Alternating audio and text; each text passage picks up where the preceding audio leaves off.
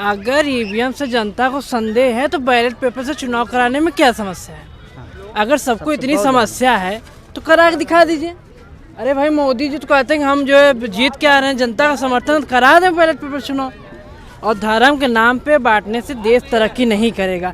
Doctor Ram Manohar Lohia ji के नाम से बने हुए पार्क में हम लोग खड़े हैं। समाजवादी का देन है ये, समाजवादी स्वर्गीय पारसनाथ यादव जी ने ही बनवाया था। छोट बाबू जी ने बनवाया तो वो ठीक है। हमको भारतीय जनता पार्टी का कोई बताए 1 स्क्वायर फीट का पार्क बना तो हमको बता दें, कोई बढ़ा पाया? कहीं भी बता दें, जितना पार्क बना था उतने का उतना, अगर 1 स्क्वायर फीट उन्होंने बढ़ाया तो हमको बता दें। जाति धर्म और मजहब के नाम पे बांट करके आप देश का विकास नहीं कर सकते। हम आप इतने युवा हमको बता दें कौन सरकारी कॉलेज में MBBS कर रहा है, उधर दिखाइए, बच्चों को दिखाइए, पूछिए कौन MBBS कर रहा है। काहे यहाँ खड़े हैं? क्योंकि इनके पास रोजगार नहीं है। अगर इनके पास रोजगार होता तो अपने व्यक्तिगत पार्क में आज खड़े होते। वो बीजेपी गवर्नमेंट कहती है हर साल 2 करोड़ रोजगार हम दे रहे हैं, इस पे क्या कहेंगे? ये भी युवा पढ़े हुए लग रहे हैं, शिक्षित है। हमको बताओ रोजगार काहे नहीं मिला, बताएं हमको। आप बताइए। हम क्या बताएं, पूछिए। सही है भाई, हम नहीं मिला रोजगार, कह तो रहे हैं, लेकिन हम भारतीय जनता पार्टी के साथ नहीं है और ना हम लोग कभी हो सकते हैं। हम लोग जनता के हित की लड़ाई लड़ने वाले लोग हैं, जनता के हित के लिए लड़ेंगे और नौकरी और रोजगार के चक्कर में लोग नहीं पड़ते। समाजवादी पार्टी कार्यकर्ता तो नहीं है? हम कार्यकर्ता किसी के नहीं, हम अपना निजी विचार रख रहे हैं। इतना कहना है कि ये जो पार्क में हम लोग खड़े हैं, भारतीय जनता पार्टी ने 1 स्क्वायर फीट इस पार्क को बढ़ाने का काम नहीं किया है। आबादी रोज बढ़ रही है, देश की आवश्यकताएं भी बढ़ रही हैं। अभी जौनपुर का मेडिकल कॉलेज हमको बता दें कितने वहाँ पे OPD चल रही है। वो तो अखिलेश यादव का ही देन था। किसकी देन थी छोड़िए, ये बताइए जो इस समय सरकार है इसने अभी क्या किया? 7 साल हो गए इनको, काम तो चल रहा है वहाँ पे। कौन सा काम चल रहा है? 2014 में शिलान्यास हुआ था, उसके बाद से 2016 में 20 फरवरी 2016 को जहाँ तक मैं सही हूँ, हमको बताएं आज तक OPD क्यों नहीं चालू हुई? बताएं कोई भारतीय जनता पार्टी का क्यों नहीं OPD? और गरीब के बच्चे MBBS क्यों नहीं कर पा रहे? सिर्फ अमीर ही डॉक्टर बनेगा, सिर्फ अमीर ही IAS और IPS बनेगा? हमारा आपका अधिकार नहीं है। बहुत सही। बाबा साहब ने संविधान भी बनाया है, इसीलिए। बाबा साहब क्या बात क्यों कर रहे हैं? जिस पार्क में हम लोग खड़े हैं, डॉक्टर राम मनोहर लोहिया पर्यावरण पार्क इसका नाम था। इनको इतनी नफरत है, डॉक्टर राम मनोहर नाम ही हटा दिया, लोहिया पार्क ही जाके देखिए। लोहिया पार्क इतनी नफरत क्यों भाजपा को? सिर्फ नाम बदल रहे हैं। राम मनोहर को आपने हटा दिया राजकीय। और जब वोट मांगना होगा तो कहेंगे हम डॉक्टर राम मनोहर लोहिया को मानने वाले लोग हैं, और काम नहीं करेंगे आप, सिर्फ आप नाम रखेंगे। नाम बदल के कुछ नहीं होने वाला है। बहुत बहुत धन्यवाद। तो देख सकते हैं किस प्रकार से युवा जो है खिलाफ हैं। इस समय भाई खड़े रहो यार, भाग कहाँ रहो भाई? खड़े रहो, आ जाओ भाई, खड़े रहो। पूछिए आएंगे भाई, कुछ नहीं, युवा कुछ कहेंगे अंकल? बताएं भाई, आप कुछ कहेंगे? पूछिए इनसे। चलिए जाने छोड़िए। तो चलिए दोस्तों, कुछ युवा थे, उन्होंने बताया किस प्रकार से। अच्छा, एक सवाल और आपसे। 2024 में जौनपुर की सरजमी से आप किसको चाहते हैं? जौनपुर के जो वर्तमान सांसद महोदय हैं, उन्होंने वाकई कोई भी काम नहीं किया है। श्याम सिंह यादव जी नहीं काम किया, गठबंधन से आए थे। बिल्कुल देखिए, कभी दिखे उखे थे कि नहीं आपकी तरफ? हम बता रहे हैं, कभी आपकी तरफ दिखे? मैं बता रहा हूँ, पार्टी नहीं मायने रखती है। प्रधानमंत्री जो बनेगा देश की जनता मिलकर तय करेगी। हमारे क्षेत्र के लिए किसने क्या किया वो मायने रखता है जी। तो रियली है कि इसके पूर्व के सांसद महोदय ने भी KP सिंह किया था, नहीं किया था। मैं नाम नहीं लूंगा क्योंकि हम बता रहे हैं ना, KP सिंह थे, हम नाम बता रहे हैं आपको। ठीक है, आप बताइए, मैं किसी व्यक्ति विशेष का नाम नहीं लूंगा। लेकिन वाकई ये देश की जनता, यहाँ जौनपुर की जनता देख रही है किसने काम किया है, किसने काम नहीं किया है। जाति और धर्म और मजहब के नाम पे वोट देना है तो भाजपा को वोट दीजिए, हिंदू राष्ट्र बनाइए, कोई आपत्ति नहीं। लेकिन अगर आप चाहते हैं कि आपका बच्चा MBBS करे, आपका बच्चा IAS PCS बने, आपका बच्चा वाकई देश तरक्की करे, तो आप लोग सोच और समझ करके पढ़े लिखे उम्मीदवार को वोट दीजिए। किसी भी जाति धर्म मजहब को छोड़ करके और अपनी विचारधारा से उठ करके इस बार वोट करिए, जाकि देश का सर्वांगीण विकास हो सके। क्या लगता है? बहुत सही भाई। तो देख सकते हैं कुछ युवा थे, कुछ भैया एक और जुड़ गए हमारे साथ। भैया आपका शुभ नाम? नितिन। 2024 में जनता जो है, जौनपुर की जनता किसको चाहती है? आप देखिए, इसके लिए तो सैंपल सर्वे करना पड़ेगा। ये तो वही कर सकता है, सैंपल सर्वे एजेंसी कर सकती है किसको चाहती है। मैं अपना व्यक्तिगत अपना आप ही बता दीजिए अपना मूड मतलब आप MP की बात कर रहे हैं कि प्राइम मिनिस्टर की बात कर रहे हैं? जौनपुर की जनता तो MP चुनेगी। जी। हाँ, तो आप हम MP की ही बात कर रहे हैं। अब इसमें तो अभी टिकट फाइनल नहीं हुआ है। तो जी फाइनल नहीं हुआ है, फिर भी आप क्या चाहते, कौन आए, कौन जनता का सेवा करने के लिए यहाँ पे जो है आए? जो उपयुक्त व्यक्ति हो उसे आना चाहिए, जिसके कार्य से जनता संतुष्ट हो, जिसके कार्य में आप जैसे कि हमारा कहने का मतलब आप चेहरे के ऊपर नहीं देंगे, जैसे कि कुछ लोग होते हैं जो काम करेगा उसको देंगे, कि मोदी जैसे एक पार्टी के नाम पे दे देते हैं कुछ लोग? आपका क्या ओपिनियन? देखिए, जैसे आपने कहा, आपने पहली पंक्ति बोली है कि चेहरे के ऊपर देंगे कि आप व्यक्ति क्या, प्रश्न एक बार पुनरावृत्ति जैसे हमारा कहने का मतलब है कि काम देख के, जैसे जो लोकल कैंडिडेट होंगे, लोकल कैंडिडेट यहाँ के, उनके काम के ऊपर देंगे कि जो जैसे प्रधानमंत्री के चेहरे देख के या पार्टी देख के, देखिए, या धर्म जाति धर्म को देख के? देखिए, ये स्वाभाविक प्रश्न है, इसका कोई भी व्यक्ति स्वाभाविक उत्तर देगा कि मैं राष्ट्र के हित की बात करने वाले व्यक्ति को ही चुनूंगा।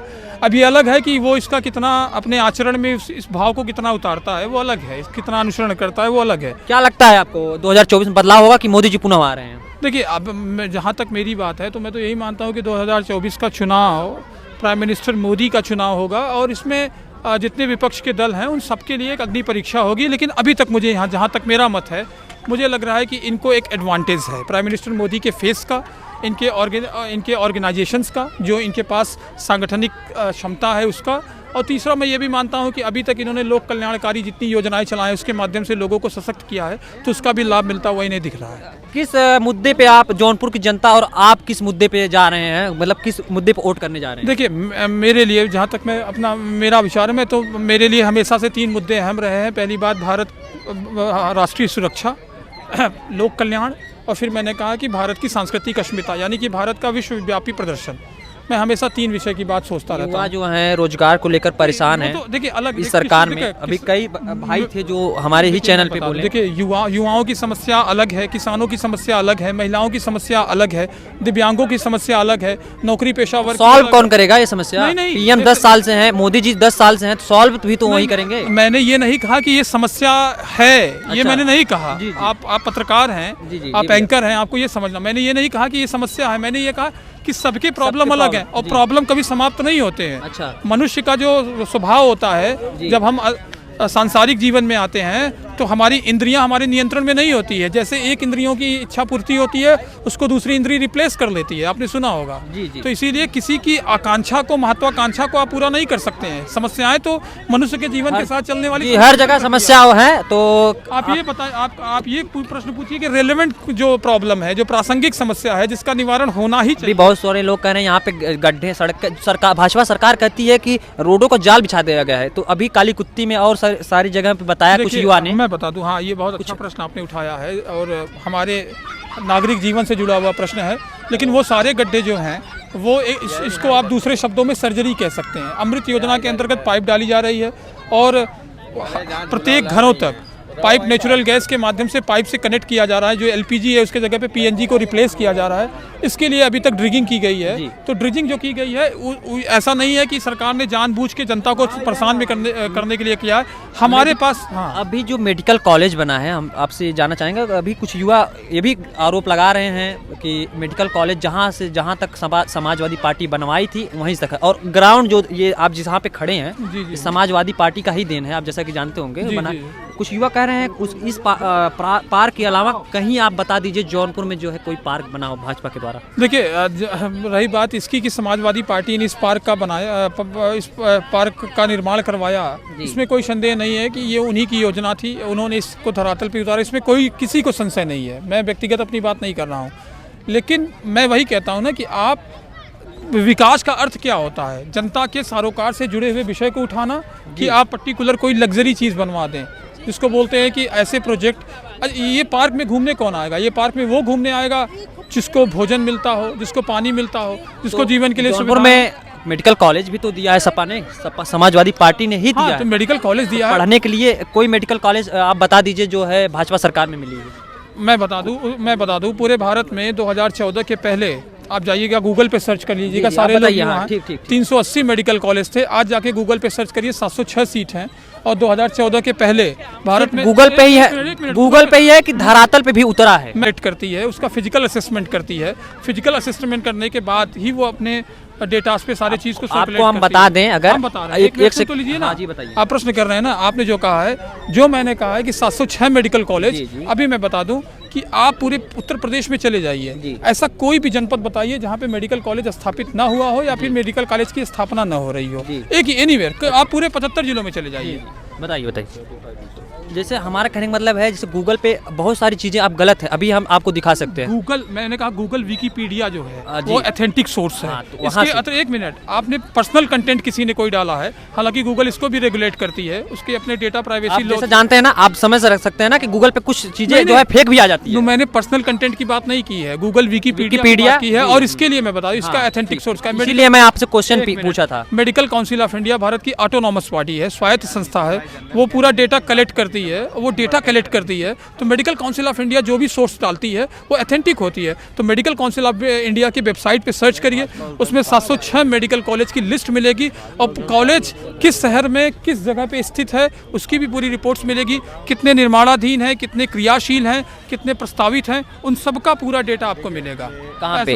विकिपीडिया पे नहीं, मेडिकल काउंसिल ऑफ इंडिया के ऑफिशियल वेबसाइट पे जाइए, गूगल के वेबसाइट विकीपीडिया पे जाइए, एनीवेयर। तो वही हमारे कहने का मतलब यही क्वेश्चन था आपसे कि कॉलेज का जब लोकार्पण हो जाता है, ऐसा नहीं कि मेडिकल कॉलेज पूरी तरह से निर्मित हो जाती है, यही बात मेडिकल नहीं, उसकी सर्विसेज शुरू हो जाती है ना, जैसे कि उसमें MBBS की क्लासेस शुरू हो जाती है, नर्सिंग शुरू हो जाती है, इसके अलावा आउटडोर पेशेंट डिपार्टमेंट शुरू हो जाता है, मेडिकल जो क्या इमरजेंसी सर्विसेज हैं वो सारी चीजें मिलने लगती हैं। लेकिन इसके डिपार्टमेंट जैसे BHU है ना, BHU को स्थापित हुए कितने वर्ष हो गए, उसमें निर्माण चल रहा है आज भी, उसमें थोड़ा तो कुछ ना कुछ नहीं कुछ नहीं, नए डिपार्टमेंट्स बनते हैं, कुछ पुराने डिपार्टमेंट्स को मॉडिफाई किया जाता है, रेनोवेट किया जाता है। तो आप क्या कहेंगे कि अभी बना ही नहीं है? रोजगार के मुद्दे पे आप क्या कहेंगे? मैंने आपके जो साथ वाले जो पत्रकार महोदय थे उनको मैंने उत्तर दे दिया। मैंने कहा कि रोजगार जो है, मैंने पहले कहा कि भारत रोजगार का सीधा संबंध राजनीति से नहीं है, इसका संबंध सामाजिकता से भी है।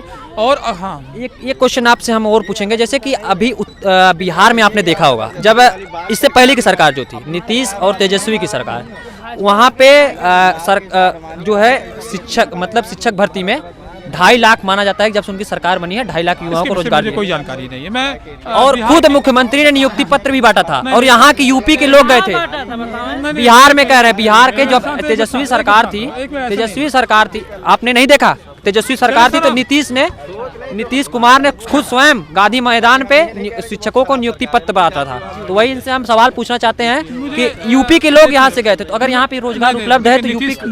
नीतीश जी ने जो कार्य किया था, मैं मानता हूँ कि उन्होंने नीतीश और तेजस्वी, उससे पहले सरकार थी तो वो रोजगार नहीं मिल रहा था। देखिए भाई साहब, आपका शुभ नाम क्या है?